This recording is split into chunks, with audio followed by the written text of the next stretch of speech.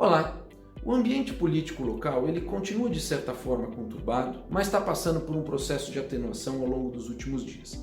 Nessa quinta-feira, inclusive, o presidente da Câmara dos Deputados, Rodrigo Maia, se reuniu com Jair Bolsonaro no Palácio do Planalto, a convite de alguns ministros que fazem esse processo de articulação política, e ali tiveram sinais de conciliação e foco numa agenda estrutural para o país que deve prevalecer principalmente depois do combate à Covid-19.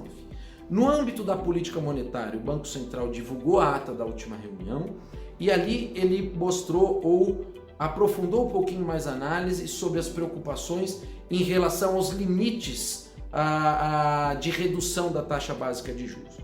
Ele não deixou de apontar que quer reduzir a Selic um pouco mais, só que é preciso cautela. Ainda em relação ao Banco Central, é importante que na quinta-feira houve uma demonstração aparente de incômodo com o processo de desvalorização da taxa de câmbio.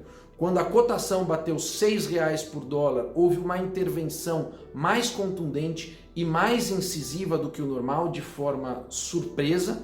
E, consequentemente, os mercados começam a se questionar se a partir daqui não haveria alguma mudança de postura mais firme, no sentido de impedir uma desvalorização descontrolada. Não dá para saber de antemão se esse é o caso, mas se for, a gente tem que lembrar também que do ponto de vista técnico, o mercado de câmbio ele tem uma característica que é muitos investidores e muitos operadores estão comprados em dólar hoje. E se porventura eles quiserem reverter essas posições em função de uma mudança de postura do Banco Central, isso pode desencadear um movimento na direção contrária muito forte, ou seja, a apreciação do real. Isso não é uma projeção, é só uma avaliação dessa componente técnica do mercado que tem que ser levada em consideração quando a gente pensa em termos de risco-retorno para a classe de ativo.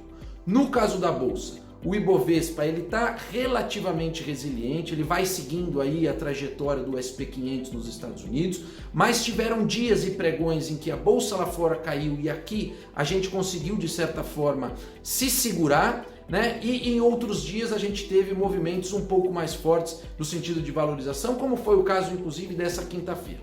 A Bolsa brasileira, ela segue de uma maneira geral bem suportada pelos juros extremamente baixos, que a tornam relativamente atraente. Isso é demonstrado inclusive pelo fluxo incessante de pessoas físicas, né, de ajuste nas carteiras das pessoas físicas em direção à renda variável. E é claro, quanto aos fundamentos, a gente continua achando que a nossa bolsa para o médio e longo prazo continua excessivamente descontada. Eu fico por aqui e até a próxima.